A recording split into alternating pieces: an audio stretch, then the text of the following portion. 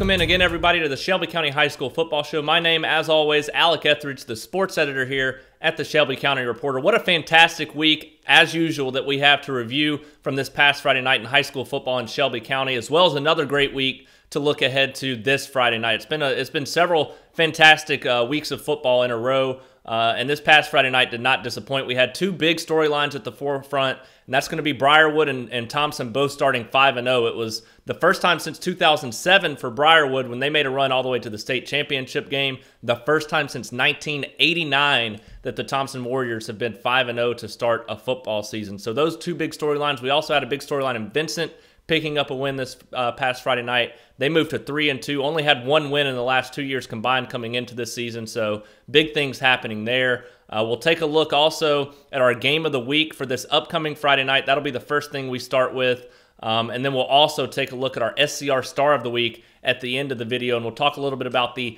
AISA and ACSC with some big action there. So it's been a fantastic week so far, or fantastic season so far, big games every week, and it's not going to be any different as we head into Week 7. As always, we'll start with our game of the week, and that's going to take place at the Hoover Met this Friday night as the Oak Mountain Eagles travel to take on the Hoover Buccaneers. Oak Mountain comes into this matchup 0-14 all-time against the Bucks. The last time they kept it close, or really the closest matchup, was 2 years ago, 17-14. Oak Mountain loses that game on the road as well. So they show that they can battle in this game, but this Hoover team is a strong animal this year. Coming in, both teams coming in off a bye right now, and Oak Mountain, it couldn't have come at a better time for them. They lost back-to-back games, 7-0 to Vestavia, a game they really should have won, had plenty of chances to win that game. Then they lose 49-14 the following week to Thompson. Thompson's a team that's a lot like Hoover this year, very explosive offensively and strong on the defensive side of the ball. Hoover's giving up just 17.4 points per game and scoring close to 40 points per game. They're at 37.8 in that column right now. Oak Mountain, on the other hand, scoring just 18.8 points per game and giving up 18.6. So those two things don't really balance out well when you're trying to pull off an upset win. That being said, Oak Mountain has the kind of team, and I say this every time they take the field, that can really keep a game close simply because of the style of offense they run with their option attack. They can take a lot of time off the clock, go on some long drives, and keep that Hoover offense off the field, which will be the main key. And I'll talk about that again this Friday night in my Facebook Live video. But that's the main key that they're going to have to do, because Hoover's going to score points. It's up to Oak Mountain to keep that offense off the field and convert on their opportunities. I think they can keep this game close. They were close with Thompson for a short period of time in that first and second quarter, but the Warriors, as they do, they ran away in that one, just like they have all year. So it'll be entertaining to see if Oak Mountain can keep this game close, if they can battle. If they can win this one, that goes a long way for making the playoffs. They've got some tough games still left on their schedule, but right now they're battling for that fourth place spot in Class 7A Region 3. So a very important and key matchup for them this Friday night. Not sure they're going to be able to pull it off, but I have a feeling they'll keep it closer than a lot of people think that they'll be able to. I'll be out there and hope you guys will join me out at the Hoover Met this Friday night. Now we'll go down classification by classification to finish up the show, and we'll start in 7A. There's going to be a lot of talk about the 7A teams in our county in the coming weeks, just simply because Spain Park, Hoover, and Thompson all have big games, a couple against each other, as well as Oak Mountain. So there's going to be several games of the week that way. I hope you guys will understand that. But just several, I mean, it's one of the toughest classifications, not just in the county, but in the entire state, and really one of the toughest in the Southeast, in my opinion, when you have teams like Hoover, Thompson, and Spain Park, Vestavia, Mountain Brook, just some impressive teams there. And we'll start this Friday night. We've got Thompson and Vestavia, very big region matchup, and Vestavia comes in with a very good defensive squad, but their offense is really struggling. This is the best defensive team that Thompson will have faced this season so far, but a lot like Oak Mountain, who up to that point was the best defense Thompson faced as well. Oak Mountain was giving up 11 points per game going into that matchup. Thompson scores 49 on them. So Vestavia in this matchup only giving up 10.2 points per game so far this season. That being said, they're only scoring 13.4 points per game. They pick up a 14-0 win over Helena this past Friday night. Nothing big there. Helena has struggled this year.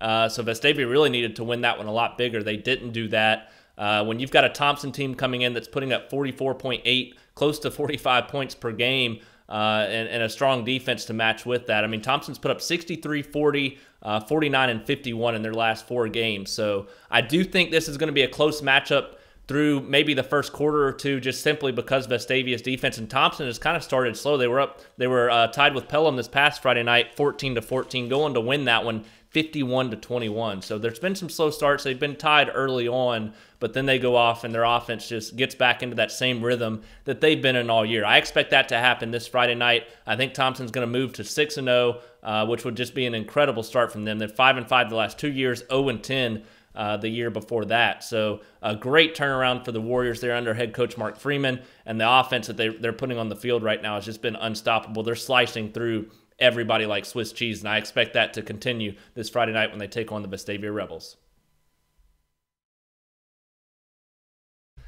We'll touch quickly on the Spain Park Huffman game, just simply because Spain Park should be able to win this one rather easily. You know, going into their bye week this past Friday night, Spain Park had lost 2 in a row. That being said, they were 2 heartbreakers. They lose 27-24 to Hoover, and then they lose 51-50 in double overtime to Mountain Brook. So a very good Spain Park team right now. They could very easily be 5-0, even though both these teams are 3-2 on the season. Huffman, their 2 region losses, 2 losses on the season, both region losses. They lose 31-0 to Oak Mountain and 32-12 to Vestavia. So Spain Park head and heels above where Huffman is at the moment. They should be able to handle their business as they head into one of the biggest games of the year the following Friday night. Now, they can't look ahead, but they do have Thompson that next Friday.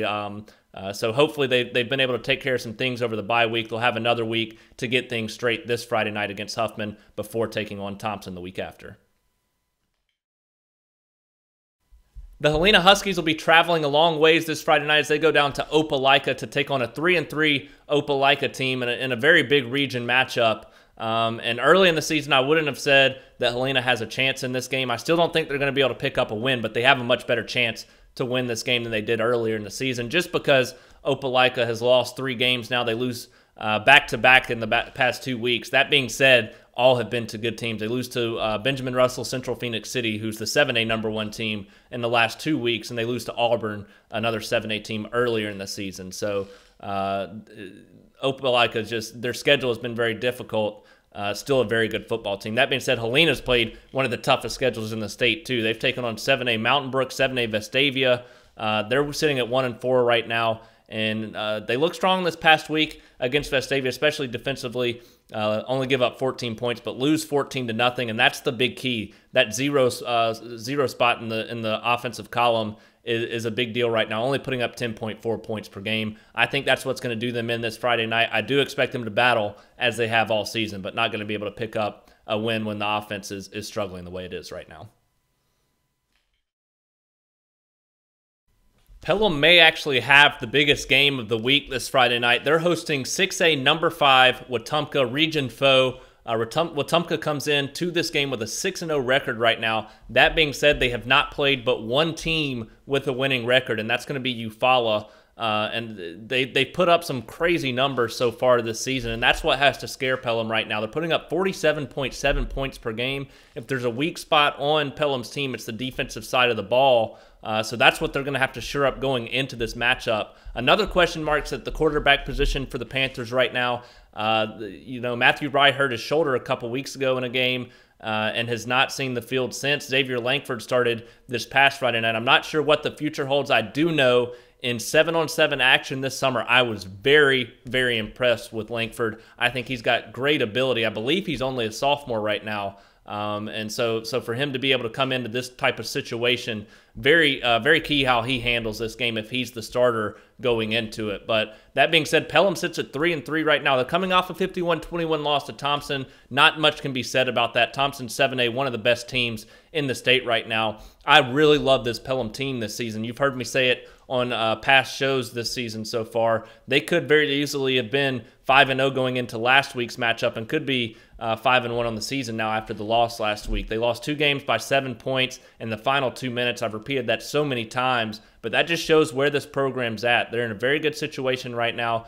Very talented offensively with so many athletic skill playmakers that can make a big play on any given down. So I think that Pelham could really play this game close. If they win, it's almost a shoe into the playoffs with Chilton County the week after, which I think might even clinch a playoff spot for them if they could win these 2 in a row. But they should easily be able to beat Chilton County, making this a very big matchup. Then they've got Opelika near the end of the season. But this is where we find out how good of a football team Pelham is. They should still make that 4th playoff spot no matter what. But if they can win this one, this goes a long way for confidence, not only for the regular season, but moving into the postseason as well. I can't tell you how impressed I've been with Briarwood each week of the season. I've seen them play live 3 times already this year, just simply because they've played some incredible teams already. It started with number 5 Winona a couple weeks ago. They win that one 34-0. Then this past Friday night, they get another big win over Mortimer Jordan. They win that one 25-17 in a very important game for them. Those 2 were their toughest 2 of the season coming in, and they knew it. Coach Yancey, the players talked about it all the time, that it was both of those games were so big for them. They've got to be living the high life right now. So much confidence coming from that team right now. It starts on the defensive side of the ball, 8.8 points per game, and that's after giving up 17 this past week. They were giving up just 6.8 coming into that matchup. This defense is, I mean, it's just unbelievable. They really should have beaten Mortimer Jordan even bigger than they did. It felt like they dominated that game, but just some very interesting special teams things happened that kind of cost them a little bit, really for both teams in that game. That being said, Briarwood, not just defensively, I've been more impressed offensively over the last few weeks that they've kind of grown into that role. J.R. Tranrino not having the year that he had last year running the ball, but what he's doing as an overall athlete, catching the ball, all that kind of stuff has been impressive, and it helps that he has a quarterback like Michael Ayers throwing to him, along with Carson Eddy and Hudson Hartsfield out wide as well, those 2 receivers. Ayers is just, every single week has become better and better. He made 2 questionable decisions this past Friday night, not throwing the ball away. But overall, his progression has been ridiculous. And I think right now at this point, they're a much better team than they were last year, where they were also in very good shape and made a run all the way to the semifinals, the playoffs. There's a reason they're the number 1 team. They get St. Clair County this Friday night, who was the number 9 team in Class 5A. They lose their first game of the season to Sacs, an undefeated 4A team, this past Friday night. The key here is that St. Clair County is giving up 26.8 points per game. That's going to be the difference maker. Briarwood's offense has improved so much that if they can score 7, 10, 14 points, they can score anything. The defense is going to be able to hold on to that lead. I expect Briarwood to win this one. Not just win this one, I expect them to win it big and make a statement in the 5A classification. Sitting at 1-2 right now in region play, the next 2 weeks in a row will feature Shelby County's biggest 2 games of the season. They'll be taking on Fairfield this Friday night, another 1-2 team, and then the following Friday night they'll be taking on Pleasant Grove. They get both of those games at home, but both will be very good. Pleasant Grove are very important toward region play because Pleasant Grove sits at 2-1, Fairfield 1-2. If they can win both of those games, they have a matchup with Briarwood the week after. And then Woodlawn at the end of the season. They have got to win 3 of those 4 games. They're probably going to lose to Briarwood. But if they can win the next 2, that puts them in the driver's seat to grab that 4th place spot in the region. So 2 very, very big games for Shelby County if they want to end that long playoff drought that they're currently sitting in. They're coming off an 18-15 win over Springville this past Friday night, a game they really should have won big, and they were trailing late in that game, but Lamont Bush, a kickoff return to the house, wins that game 18-15 for them. They get a Fairfield team that's 2-3, as I mentioned, 1-2 in region play, as are the Wildcats. So very important for them to be able to pull off a win here for Shelby County. I think that it is very possible. That being said, they've had their share of up and downs this season. They've got to do what they do best, and that's the ground game, pound attack. They've got to run the clock and take a lot of time off of that clock while putting up points and converting on drives, which they've struggled with a lot this season. Especially, they have to be good on the defensive side as well. So it's going to be an interesting thing to see unfold. But these next 2 weeks for Shelby County, very important when it comes to making the playoffs. The injury bug has bitten Montevallo so far this year. They're being forced to play a lot of young players right now, and it showed off this past Friday night in a 42-21 loss at home to Bibb County. So they're not necessarily trending in the right direction, but they're getting a lot of experience for those younger players. And that could be a big difference maker this Friday night. They take on Greene County. This is a big region game. Greene County sits at 1-2.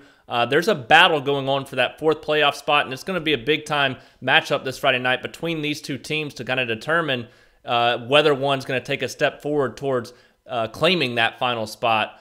You've got three teams battling for that final fourth playoff spot out of the region, whereas Oakman, American Christian, and Gordo seem to be pretty steady and holding those first three spots. All three of those teams undefeated. You have two teams at 1-2, and then you have Montevallo at 0-2 in region play right now. So this one, the next 2 weeks are big matchups for them as they try to get to 500 in region play and really try to get back into playoff contention. They can pick up a win this Friday night. That goes a long way when it comes to tiebreakers and so forth at the end of the season. That fourth playoff spot is going to be a battle. I'm just not sure that with the amount of injuries they have and the youth that they're going to have on the field, if they're going to be able to pull it out this year. That being said, Coach Wilcox doing a great job over there at Montevallo, and a lot of those players are getting some valuable experience and really just starting to buy in to everything. It's going to be a tough go the rest of the season. They have a very difficult schedule remaining, but plenty of things to be positive about with the amount of experience that a lot of these young guys will be getting that they wouldn't have gotten otherwise.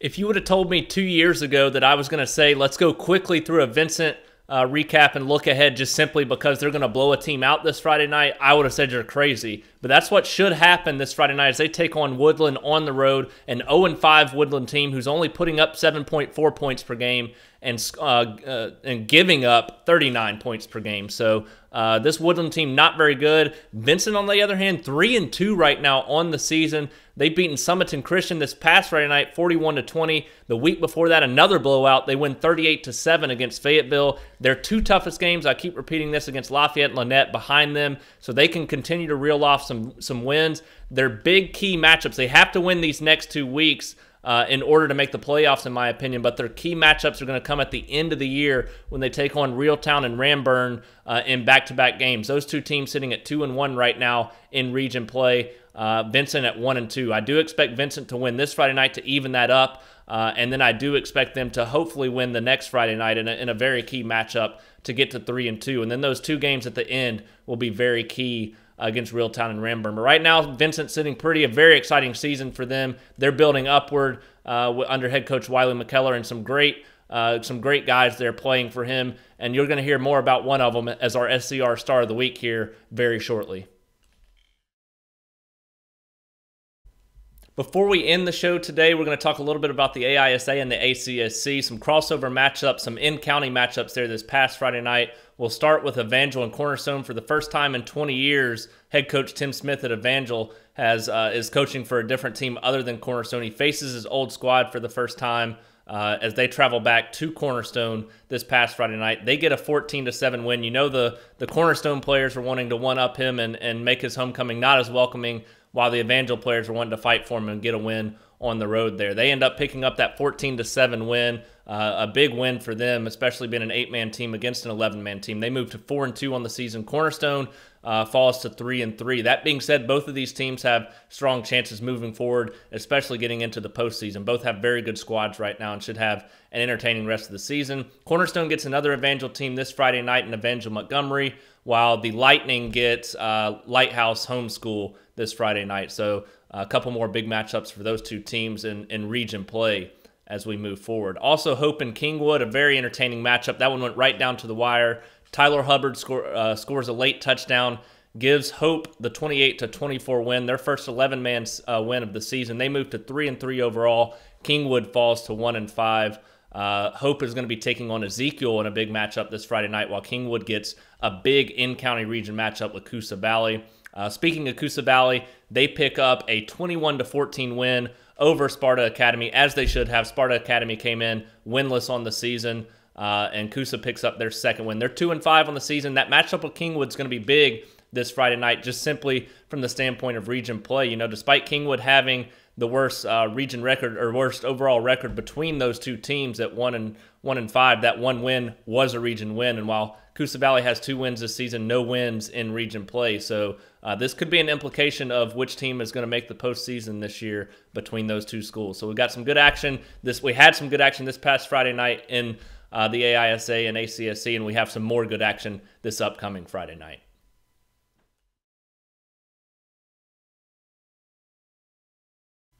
As always, we'll close the show out with our SCR Star of the Week. We have several guys that I want to mention before we get to the overall star. I know the last few weeks we've had just so many guys that I've named multiple SCR Stars of the Week. 2 weeks ago I did that. Last week I named Thompson's entire team the SCR Star of the Week. This week we've got one guy that really stood out for a particular reason, and we'll get to him in just a minute, but want to run down some other guys that really impressed me this week as well. It starts with Briarwood, J.R. Tranrino, Michael Ayers, both had big games. Ayers right around 200 yards passing. He had 3 total touchdowns, including a rushing touchdown as well. Was very good on his legs throughout that game as well. Tranrino, he picked up near 200 all-purpose yards and 2 touchdowns in that game. Very good as a receiver. He caught some impressive balls where he was keeping his toes barely in bounds and where he snagged it away from a defender. Also had a long touchdown grab as well. So very impressive game for those two at Briarwood, #1 team in 5A. I expect them to keep that going.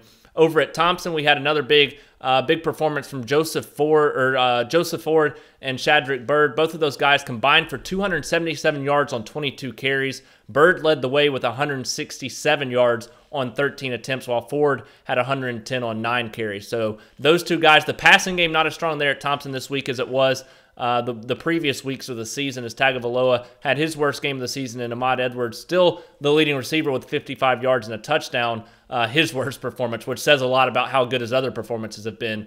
But to see the running game step up like they were early in the season, very impressed with them. Also on the defensive side for the Warriors, Jalen Raheem, 8.5 tackles this past Friday night in their win over Pelham. He has really stood out this year. One of the nicest guys I've talked with when I talked with him for our football magazine this year. Very pleasant guy. I expect him to get a lot of looks college-wise coming up throughout the rest of the season. I know he's already got a couple of offers on the table. Also, we got some AISA, ACSC guys I want to talk about. Tyler Hubbard and Camden Smith. Both those guys basically win the game for their teams. Hubbard, a late touchdown for Hope in their 28-24 win over Kingwood. And Camden Smith did it all defensively and offensively for Evangel in their win over Cornerstone.